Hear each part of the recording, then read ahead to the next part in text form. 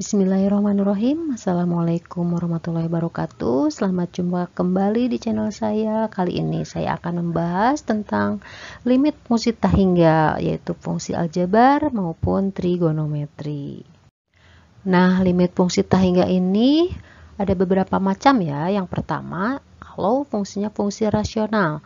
Apa itu fungsi rasional? Fungsi rasional adalah sebuah fungsi di mana fungsi tersebut dinyatakan sebagai pembagian dua buah polinom dan pembaginya bukan fungsi nol. Misalkan Qx sama dengan fx per gx. Nah, fx maupun gx itu merupakan polinom dalam x dan gx-nya bukan fungsi nol.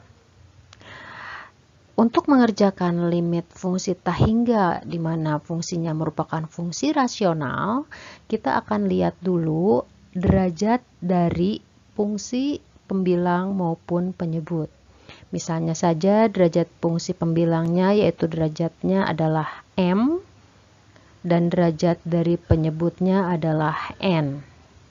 Artinya apa? Pangkat tertinggi untuk fx adalah m dan pangkat tertinggi untuk gx adalah n. Maka hasil dari limit fungsi tersebut yang pertama, jika m kurang dari n maka hasil limitnya adalah 0. Jika m-nya lebih dari n maka l-nya tahingga, dan jika m-nya sama dengan n maka hasil limitnya merupakan hasil pembagian koefisien variabel berpangkat tertinggi di fx dibagi koefisien variabel berpangkat tertinggi di gx. Ya, kita lihat contohnya ya. Nah, sekarang untuk fungsi yang pertama ini, di mana limitnya ini x menuju tahingga, di sini derajatnya atau pangkat tertingginya ada berapa? Di sini ada pangkat 5 ya, maka derajatnya 5 atau m-nya 5. Yang ini derajatnya, pangkat tertingginya ini adalah 6, maka n-nya kita tuliskan 6. Nah, karena derajat dari pembilang kurang dari derajat penyebut, maka ini hasilnya adalah 0. Sebetulnya secara prosedural menghitung hasil limitnya, kita tinggal bagi aja semua variabel x dengan x berpangkat tertinggi. Jadi limit x menuju tahingga semua kita bagi dengan x pangkat 6, maka yang ini menjadi 2 per x, yang ini dikurangi 7 per x pangkat 3 ditambah 11 per x pangkat 4 dikurangi 2 per x pangkat 6. Sekarang ini 5x pangkat 6 dibagi x pangkat 6 adalah 5, ditambah ini 1 per x pangkat 3 ditambah 4 per x pangkat berapa? 5 ya, ditambah 11 per x pangkat 6. Nah, ini karena x yang menuju tahingga, maka ini akan bernilai 0 semua. Ini juga 0 semua kecuali ini 5, maka 0 dibagi 5 adalah 0. Tuh, secara prosedural ya. Tapi kalau kita dengan melirik saja pangkat tertingginya, sebetulnya hasilnya sudah bisa ditebak, ini jawabannya adalah 0. Nah, sekarang kita lihat yang ini. Pangkat tertinggi untuk pembilang, untuk nomor bawah ya. Sekarang ini ada 2x pangkat 3. Kita nggak perlu tahu bagaimana penguraian dari 3 buah suku dikuadratkan. Kita cukup menebak ini pangkat tertinggi jika dikuadratkan pasti bakal ini x pangkat 3 dipangkatkan 2. Berarti bakal x pangkat 6. Ya, berarti ini pasti pangkat tertingginya 6. Sekarang yang bawah, yang ini pangkat tertingginya adalah 4. Karena m lebih besar dari n, ini hasilnya pasti tahingga. Tuh. Nah, kita lihat yang soal berikutnya. Ini untuk melihat hasil dari pangkat tertinggi dari pembilang, yang menyebabkan pangkat tertinggi pasti adalah perkalian dari ini ya. Nah, 3x pangkat 3 kali 2x kuadrat. Ini akan menghasilkan min 6 x pangkat 5 ya. Sedangkan untuk yang bawah ini pasti hasilnya yang tertingginya x kali 5x pangkat 4. Hasilnya adalah 5x pangkat 5. Nah, ini derajatnya sama. Maka kita tinggal hasilnya jadi tinggal negatif 6 dibagi 5 aja. Ya, karena derajatnya ini m sama dengan n yaitu 5. Jadi kita tinggal lihat aja koefisiennya di sini negatif 6, yang ini 5. Nah, gimana kalau yang seperti ini ya? Nah, kalau bentuk seperti ini, secara prosedural kita yang di bawah akar semuanya kita bagi dengan X aja ya. Sehingga yang ini nanti kalau dibagi X akan menjadi akar 9 ditambah 11 per X. Yang ini akar 1 kurang 12 per X. Yang ini menjadi akar dari 4 ditambah 1 per X. Yang ini menjadi akar 4 kurang 5 per X. Yang mengandung 5 per X hasilnya adalah 0.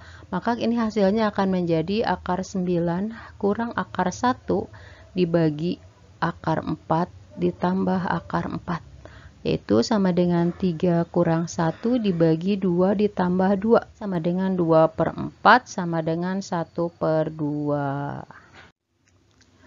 Ya, jadi hasilnya setengah ya. Oke, kita lanjutkan. Nah, sekarang ada bentuk berikutnya, yaitu kalau misalnya bentuknya adalah limit dari akar ax kuadrat plus bx plus c kurang akar px kuadrat plus qx plus r. X-nya menuju tak hingga. Nah, yang ini kita sebetulnya cukup lihat koefisien x kuadrat dulu ya. Nah, kalau a kurang dari p, maka nanti hasil limitnya adalah min tak hingga. Kalau A lebih besar dari P, maka hasil limitnya adalah tak hingga. Nah, gimana kalau A-nya sama dengan P? Nah, sebetulnya ini bisa dibuktikan, ada rumus cepatnya ini. L sama dengan B dikurangi Q per 2 akar A, atau 2 akar P, karena A sama dengan P. Ini sebetulnya bisa dibuktikan ya, dengan menggunakan perkalian sekawan. Kita langsung ke contoh soalnya.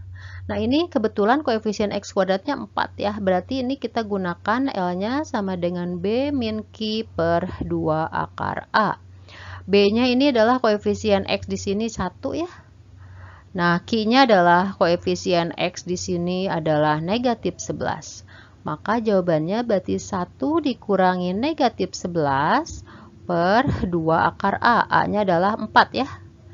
Koefisien x kuadratnya 4. Berarti sama dengan 1 ditambah 11, 12 dibagi 2 kali 2. 4 sama dengan 3.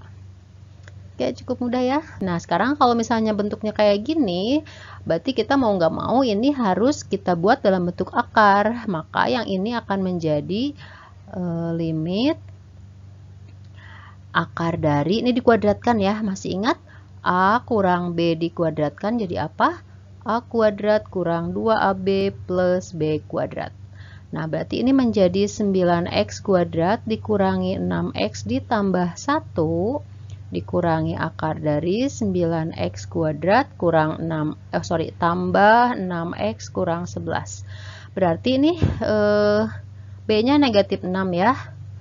Nah, ini Q-nya adalah 6. Dan A-nya 9. Berarti hasil limitnya adalah negatif 6 dikurangi 6 per 2 kali akar 9.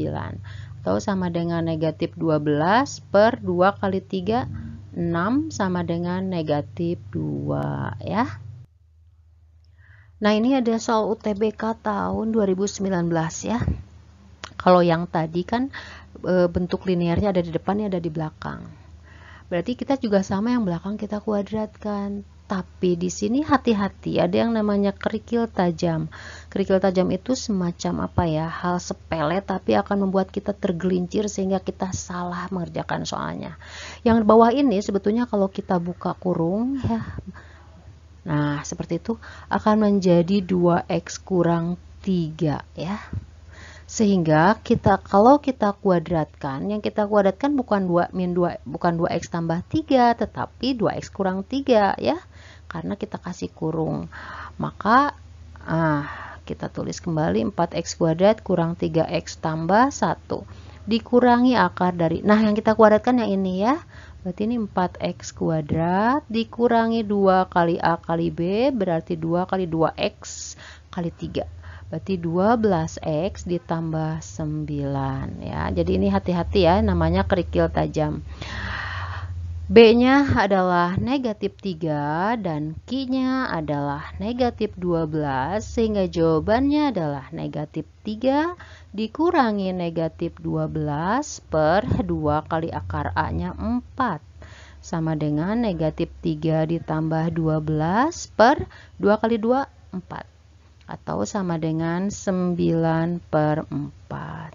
Ya. Cukup mudah ya, jadi kadang-kadang hati-hati ya, ada soal yang sebetulnya kita nggak kesulitan mengerjakan soal tersebut, tapi kita akan salah mendapatkan jawaban hanya karena kerikil tajam seperti ini. Jadi harus hati-hati. Oke? Ya, kalau fungsinya adalah fungsi trigonometri di mana x-nya menuju hingga, kita boleh memisalkan ya, y sama dengan 1 per x. Sehingga kalau x-nya menuju hingga, kita akan peroleh y-nya akan menuju 0. Ya. Nah, untuk bentuk ini kita bisa manipulasi dulu ya. Misalkan ini x-nya masih menuju hingga, 1 per 1 per x. Ini kan x ya. Kali sin 3 kali 1 per x. Nah, karena kita sudah misalkan tadi 1 per x-nya adalah y. Nah, ketika x-nya menuju hingga, maka y-nya menuju 0. Kita boleh di sini tuliskan y menuju 0. 1 per x-nya sama dengan y, berarti kita boleh tulis 1 per y kali sin 3y. Atau kita bisa tulis limit menuju 0. Berarti ini sama dengan sin 3y per y. Nah, ini sudah kita bahas di soal atau di YouTube sebelumnya, di konten sebelumnya, bahwa ini hasilnya adalah 3 ya. Untuk soal ini sama dengan soal sebelumnya, kita boleh misalkan y sama dengan 1 per x. Kalau x-nya menuju hingga, tentu saja nih y-nya sama dengan y-nya sama dengan 1 per x ya, dia akan menuju 0. Nah, yang ini kita manipulasi dulu menjadi x kuadrat menjadi 1 per 1 per x kuadrat kali 1 kurang cos 4 kali 1 per x. Oke. Nah, ini akan sama dengan kita ganti ketika x-nya menuju hingga, maka y-nya menuju 0. Ini menjadi 1 per y kuadrat kali 1 kurang cos 4y. Ya. Di di konten sebelumnya saya pernah jelaskan bahwa 1 kurang cos 2x ini akan sama dengan 2 sin kuadrat x. Berarti 1 kurang cos 4y ini akan sama dengan 2 sin kuadrat. Setengah dari 4y ya, berarti 2y per y kuadrat. Nah, kalau udah kayak gini enak ya. Ini berarti sama dengan limit y menuju 0. 2 kali sin 2y kali sin 2y per y kuadrat. Nah, tentu saja ini sama dengan 2 ya. Ini sama dengan 2, berarti 2 kali 2 kali 2 sama dengan 8. Oke, nanti di konten berikutnya insya Allah saya akan bahas bagaimana cara cepat untuk menentukan nilai limit fungsi trigonometri ya, tanpa harus menguraikan seperti ini.